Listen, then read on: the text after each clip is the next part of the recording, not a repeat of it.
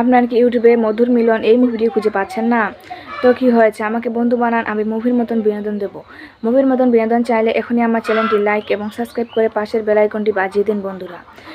সহজে আমার বন্ধু হয়ে যান এবং আমার চ্যানেলটিতে লাইক এবং সাবস্ক্রাইব করুন।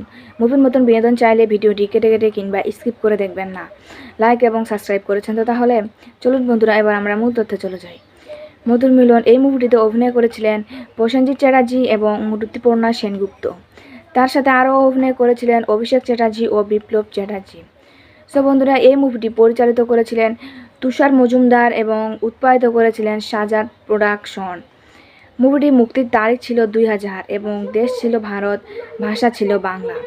সো বন্ধুরা, আশা করি আমার ভিডিওটি তোমাদের প্রত্যেকের অনেক অনেক ভালো লাগছে এবং আমার পরবর্তী ভিডিও পাওয়ার জন্য আমার বন্ধু হয়ে চ্যানেলটিতে অবশ্যই লাইক এবং সাবস্ক্রাইব করে পাশে থাকবেন।